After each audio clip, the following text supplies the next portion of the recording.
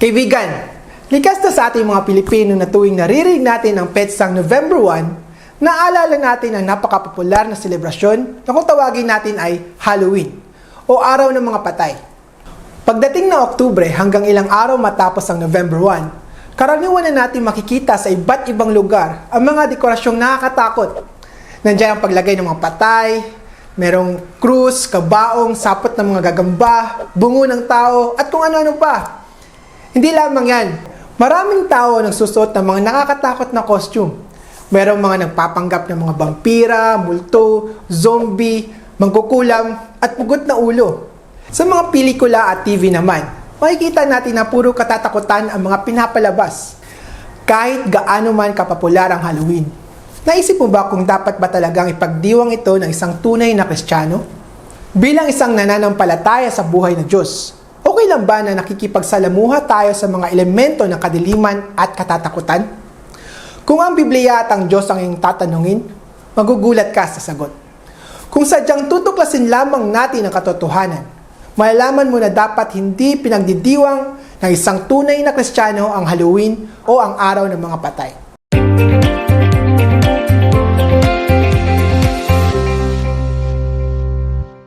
Kaya ngayon, sa bidyong ito, nais kong ipamahagi sa iyo ang 10 dahilan kung bakit hindi mo dapat ipagdiwang ang Halloween. Unang dahilan, ang Halloween ay isang paganong selebrasyon. Kung iyong sususihin mabuti ang pinagmulan ng Halloween o Araw ng mga Patay, makikita mong ito ay isang selebrasyon ng mga pagano o yung mga taong hindi naniniwala sa tunay na Diyos. Ayon sa History Channel, ang Halloween ay nagmula sa mga paganong nakatira sa Ireland at United Kingdom may 2,000 taon nang nakakaraan. Ang selebrasyong ito ay tinatawag na Samhain at ipinagdidiwang ito sa gabi ng October 31. Tuwing Samhain, naniniwala ang mga pagano na ang pader na naghiwalay sa mundo ng mga buhay at mundo ng mga patay ay humihina. Kaya ang mga patay ay pwede nang tumawid mula sa kanilang mundo patungo sa atin. Parte na ng kanilang selebrasyon ang pagbihis ng mga nakakatakot na damit at magsuot ng mga maskara upang hindi umano sila makilala ng mga multo. Para sa mga satanista, mangkukulam at mga taong nakatira sa kadiliman, ang Halloween o October 31 ay napaka-importanting araw para sa kanila. Malinaw sa Biblia na dapat tayo ay hindi nagdidiwang ng mga kung ano-anong selebrasyon ng mga pagano. Mababasa natin sa Deuteronomy 12 verse 29 to 32. Kapag napalayas na ng Diyos ninyong si Yahweh ang mga tao sa lupaing iyon, at kayo na ang nakatira noon, huwag ninyong tutularan ang mga kasuklam-suklam nilang gawain. Huwag na ninyong alamin pa kung paano sila sumamba sa mga Diyos nila. Baka gayahin pa ninyo ang mga iyon. Huwag ninyong gagawin kay Yahweh ang karumal-dumal na gawain nila sa pagsamba sa kanilang Diyos-Diyosan, gaya ng pagsusunog ng kailang anak bilang handog. Sundin ninyong mabuti ang lahat ng inuutos ko sa inyo. Huwag ninyo itong daragdagan ni babawasan. Sa mga verses na ito, hindi may kakailang mga selebrasyon ng mga pagano katulad ng Halloween ay tinatawag na kasuklam-suklam ng Panginoon. Kung ganun, bakit maraming mga Kristiyano ang nagdidiwang nito? Walang duda, marami sa mga tao ang nalinlang ni Satanas at sana hindi ka o ako kasali sa kanila. Pangalawang dahilan, ang Halloween ay niluluwalhati si Satanas. Isipin mo to, kaibigan. Sino ba ang ninuluwalhati ng mga tao kapag ipinagdidiwang nila ang Halloween? Totoo bang nakakatulong sa espiritual nating buhay ang Halloween? Kailan pa naging nakakatuwa sa Panginoon ang pagpapanggap natin bilang si Satanas, bilang isang vampira, multo at iba pang nakakatakot na bagay? Ika nga sa 1 Corinthians 10 verse 20 to 22. Ang ibig kong sabihin, ang mga pagano ay nag-aalay ng kailang handog sa mga demonyo at hindi sa Diyos. Ayaw kong maging kaisa kayo ng mga demonyo. Hindi kayo makakainom sa kopa ng Panginoon at kayo din sa kopa ng mga demonyo. Hindi kayo maaari makisalo sa hapag ng Panginoon at makisalo rin sa hapag ng mga demonyo. Nais ba nating manibugho ang Panginoon? Akala ba ninyo'y mas makapangyarihan tayo kaysa sa Kanya? Ayaw ng Panginoon na nakikipagkaibigan tayo sa kadiliman. Kung ikaw ay kaibigan ng Diyos, hindi ka na dapat nakikisalamuha sa kasamaan. Hindi pwedeng ganun ang ating ginagawa. Pangatlong dahilan, ang Halloween ay nagbibigay ng oportunidad para kay Satanas. Sa ayaw mo't hindi, Ang Halloween o araw ng mga patay ay nagbubukas ng pinto para kay Satanas upang pasukan ang ating puso't isipan. Sa tuwing nagse-celebrate tayo ng Halloween, hindi natin napapansin na iniimbitahan natin si Satanas sa ating buhay. Kaya nga sinabi ni Pablo sa Ephesians 4 verse 27, "Huwag ninyong bigyan ng pagkakataon ang dyablo." Ang Halloween ay nagbibigay ng pagkakataon sa dyablo na tayo pasukan. Kaya mag-ingat ka, kaibigan. Pang-apat na dahilan, hindi totoo ang immortal na kaluluwa. Parte ng Halloween ang paniniwala na pag namatay ang isang tao, siya ay magpapatuloy na mabubuhay bilang isang kaluluwa. Pero alam mo ba, kaibigan, na ayon sa Biblia, hindi totoo ang immortal na kaluluwa. Maraming verses sa Bible ang pwede ko ibahagi sa inyo. Pero ito ang isa. Mababasa natin sa Ezekiel 18 verse 4. "Akin ang buhay ng lahat ng tao, maging sa ama o sa anak. At ang kaluluwang magkasala ay namamatay." Nakita mo ba yun, kaibigan? Hindi totoo na ang kaluluwa ay immortal. Sa halip, ito ay namamatay. Kapag ang tao ay namatay, ayon sa Biblia, mananatili siya sa lupa at hindi siya maglalakbay kung saan-saan. Ikalimang dahilan, tayo ang ilaw ng sanlibutan. Hindi makakailan ang Halloween at araw ng mga patay ay isang selebrasyon ng kadiliman. Sa tingin mo, kaibigan, kung ikaw ay magbibihis sa aswang, multo, vampira at satanas, nagiging ilaw ka ba ng sanlibutan? Malinaw pa sa sikat ng araw. Ang sagot dyan na hindi. Ngunit anong sinabi ng ating tagapagligtas na si Kristo? Ayon sa Matthew 5 verse 14 to 16. "Kayo ang ilaw ng sanlibutan. Ang isang lungsod na nakatayo sa ibabaw ng burol ay hindi may tatago. Walang tao nagsisindi ng ilaw at pagkatapos ay nilalagay sa ilalim ng banga. Sa halip, inilalagay iyon sa talagang patungan upang matanglawan ng lahat ng nasa bahay. Gayon naman, dapat ninyong paliwanagin ang inyong ilaw sa harap ng tao upang makita nila ang inyong mabubuting gawa at papurihan ang inyong Ama na nasa langit." Kaya matanong kita, kaibigan, saan ka papanig? Sa kadiliman o sa liwanag? Ika-anim na dahilan, dapat tayong humiwalay sa sanlibutan.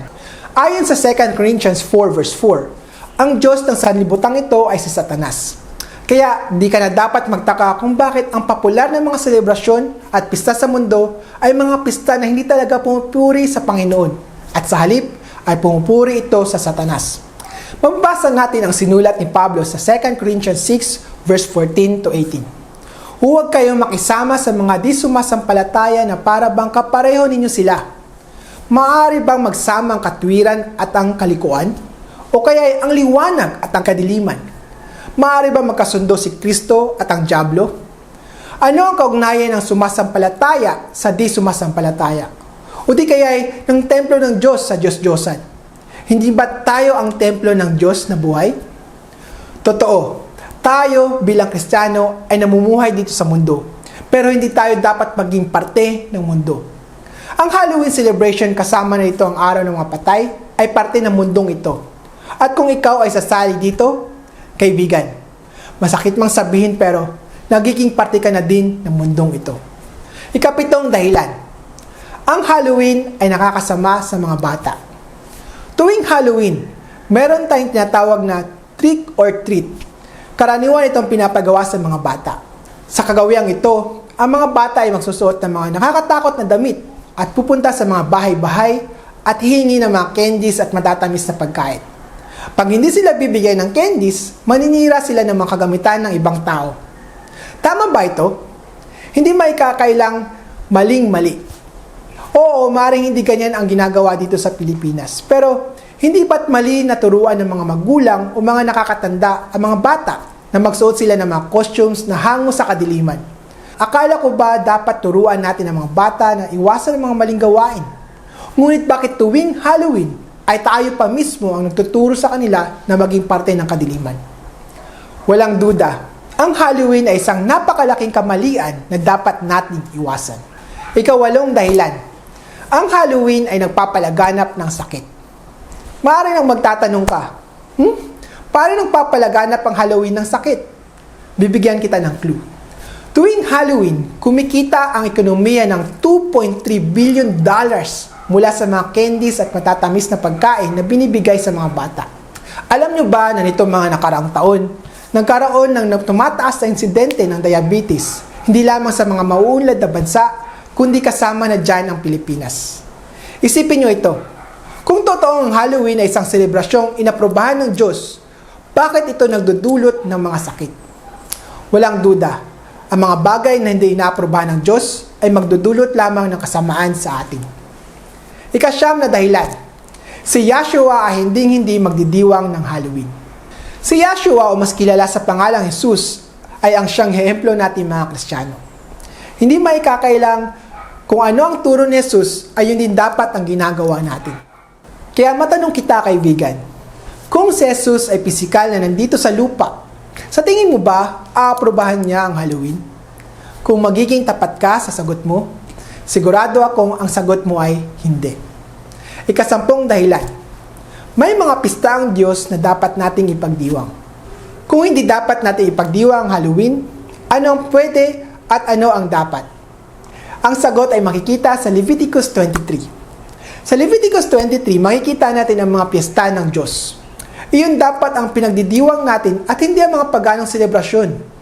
Bakit manghihiram pa tayo ng piyesta sa mga pagano kung meron namang palang inuutos sa Panginoon na dapat natin sundin? Ang mga pista na nilista sa Leviticus 23 ay mga pista na hindi lamang pinagdiwang ng mga Israelites, kundi ay pinagdiwang din ng mga tunay na Kristiyano noong unang panahon. At kabilang na dyan ang mga apostoles. Higit sa lahat, ang mga pistang ito ay parehong pista na pinagdiwang mismo ng ating mahal na tagapagligtas. Ang Halloween ay isang huwad at peking selebrasyon na nagtatanggal ng ating focus sa tunay na kalooban ng Diyos. Ito po ang 10 dahilan kung bakit hindi dapat natin ipagdiwang ang Halloween at ang araw ng mapatay. Huwag po sana kayong magpapalinlang. Ang Halloween ay hindi maikakailang pista na gawa-gawa ng Satanas. Hindi ito nakakatulong sa paglago ng ating pananampalataya at sa halip, ito ay nakakasira sa ating relasyon sa Panginoon. Yan lamang po. Sana ay meron po kayong natutunang bago sa ating video ngayong araw. Kung meron kayong mga katanungan, huwag po mag-atubiling mag-iwan ng komento o magpadala kayo ng mensahe sa amin. Malugod namin kayong sasagutin.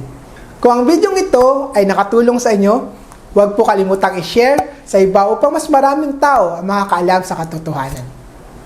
Ako po si Joshua Infantado para sa biblicaltruths.tv na nagpapaalala sa inyo na lagi kayong lumago at matuto sa mga tunay na turo ng Diyos.